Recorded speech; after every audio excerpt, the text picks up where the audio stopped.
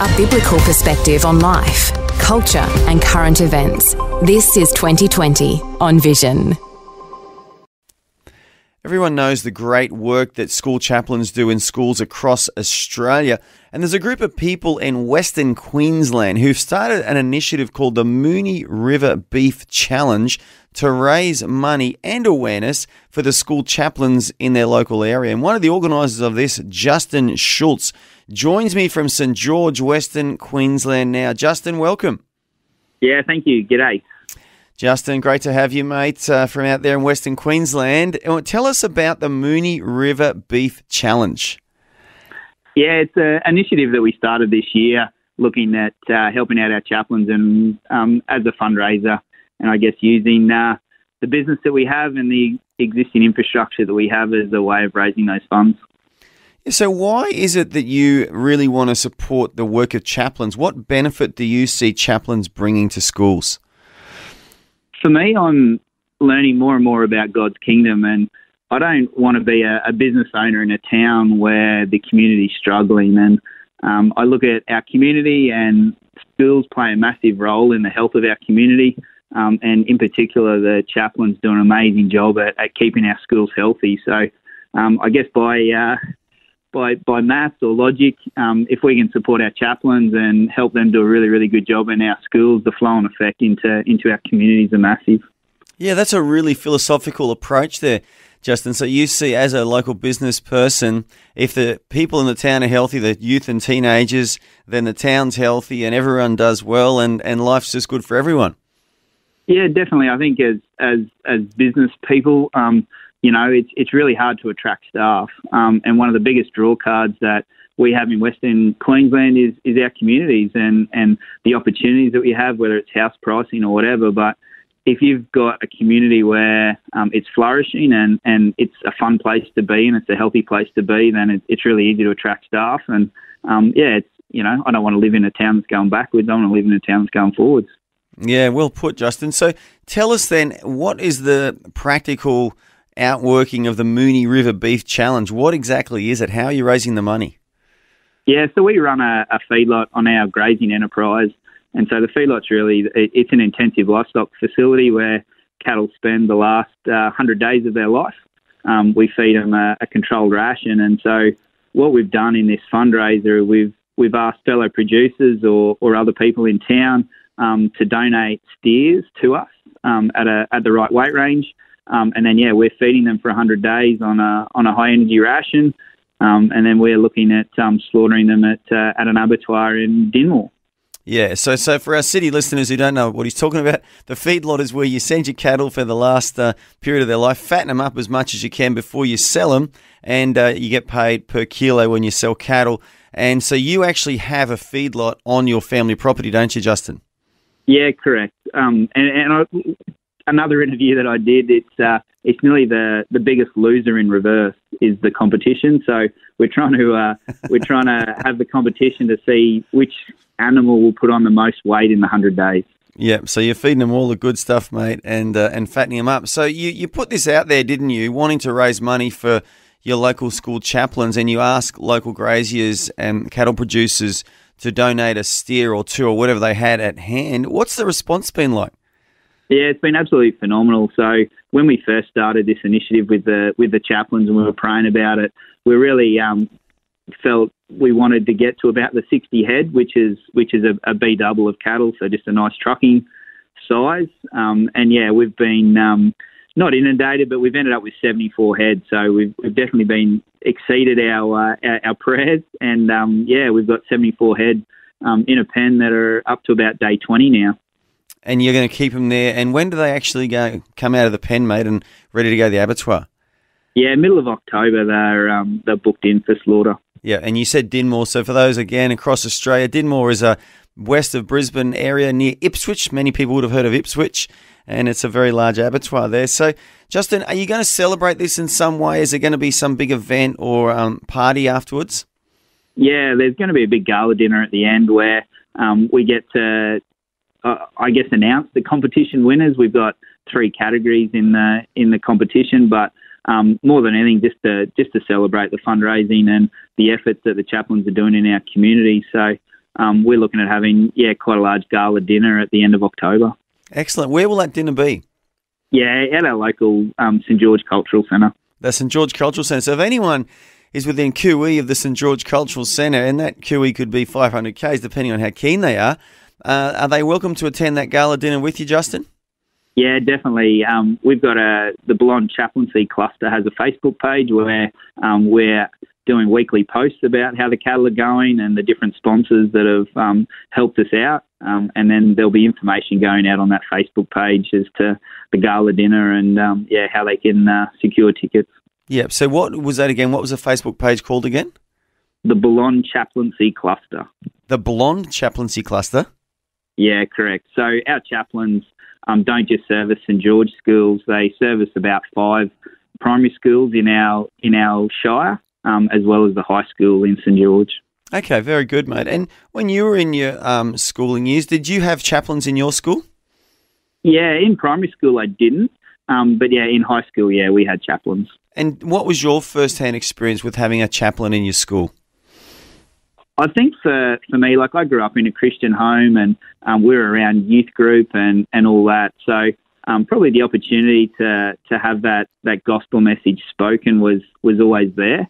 For me, the chaplains and a couple in particular that I had, it was just being able to ask those deeper questions and having people that had walked the journey that you'd been at and knew what you were going through and weren't a teacher and weren't necessarily in authority, but were just able to get beside you and, help you along in the journey.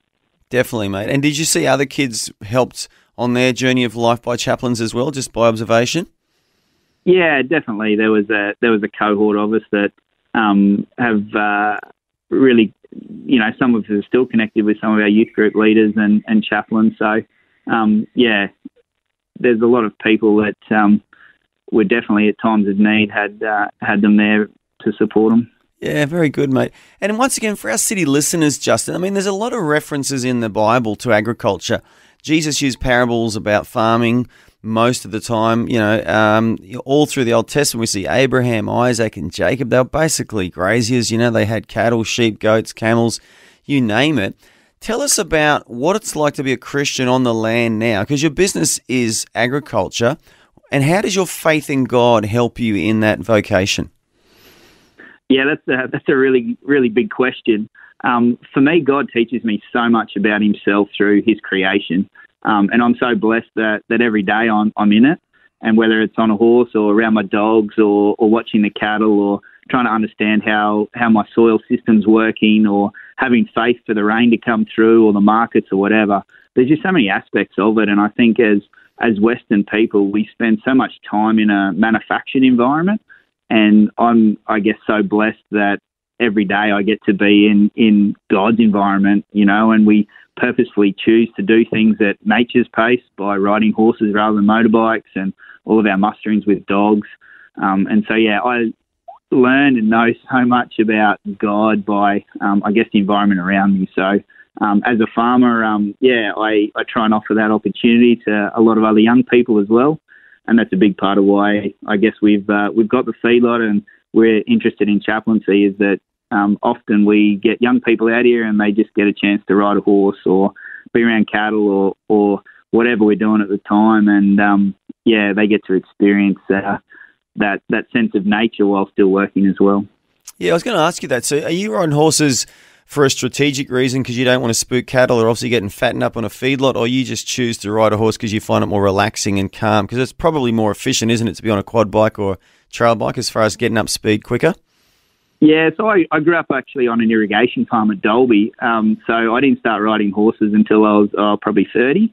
So it's definitely, I don't wake up in the morning thinking, I want to go and ride a horse. Like it's not a passion. But for me, it's all about the cattle efficiency. And when you're mustering, you're not actually wanting to chase cattle. You actually want cattle to follow you. And it's really hard to do that on a motorbike. Whereas if you're on a horse and you have a good group of dogs, literally I go to muster a paddock and I walk out and the dogs bring the cattle to me and we walk to the yards. Yeah, it sounds like a great life. You sound like the good shepherd of cattle. That's my inspiration, but there's a lot of people that do it better than me. I'm definitely still learning the art of it all. But yeah, we're on the journey, and it's good. You are, mate. We've actually had another guest on 2020 in the past from St. George, so it must be a good place, mate. It sounds like there's some good Christian men out there. Are you part of a good local Christian community? Yeah, definitely. There's an amazing community out here, and for the listeners that don't know, St. George, we're the head of the Murray-Darling Basin. So we have an abundance of water and life in St. George, and so it's just this great little community. It's only 2,500, 3,000 people in town. But there's a couple of key infrastructures on the river which hold back a lot of water and divert a lot of water for the irrigation farm. So there's just an amazing base in the economy of the town and jobs and opportunities for young people. So for a town in Western Queensland, it's a very vibrant town. It is. It's a great place to stop, isn't it, if someone wants to go for a drive and check out real Australia. And but also tell us about the Christian community, because there seems to be a few Christians out your way as well. Yeah, there's definitely a good base. There's quite a number of churches from traditional to Pentecostal, and yeah, just a lot of young people that get drawn out here, whether it's for work or church or God sending them. So yeah, I think God's got big plans for St. George. Excellent, mate. Now, if someone you've already had your 74 steers donated, but if someone wants to get involved in the Moonee River Beef Challenge, is there anything else people can do to support this? Because it's a great initiative. Yeah, there's quite a number of ways that they can still support us. So financially, we're feeding these cattle every day. So on average, they'll probably eat about a tonne of food a day. So a tonne of mixed ration that goes into their bunk is costing about $500. So we're opening up opportunities for people to actually sponsor a tonne or a half a tonne of mixed commodity. And then the other opportunities are to come and help us by celebrating at the gala dinner. Or the final one is to actually pray for us. It's pretty crazy, but when you start doing things like this that are out in the public and are doing things for chaplaincy in public schools, the enemy isn't very happy about it. And so, prayer coverage would be amazing. Love it, mate. So people can pray, they can attend the gala dinner, or they can even donate some of the feed that you're feeding these cattle in the feedlot up until mid-October. So 3 great ways our audience can get involved. Justin, I just want to say well done for initiating this and just deciding to be a blessing. You know, it's such a thing these days. Everyone wants the government to fix everything, the government to pay this and the government to do that. But so good when individuals, especially godly men like yourself and others, get together and say, you know what, we're going to do something about this. We're going to support our local chaplains financially. So well done, Justin. We're all behind you, mate. And I just want you to read out that Facebook page again. It's the Blonde, I can't get my head around, the Blonde, what was it again? Blonde Chaplaincy Cluster. The Blonde Chaplaincy Cluster. Whoever came up with that name must be creative, mate, because I tell you what, it's outdone me. But Justin Schultz from the Moonee River Beef Challenge. We look forward to hearing from you closer to the end of October for an update. But well done, and thank you for joining us on 2020 today. It's been awesome. Thanks so much. Thanks for taking time to listen to this audio on demand from Vision Christian Media. To find out more about us, go to vision.org.au.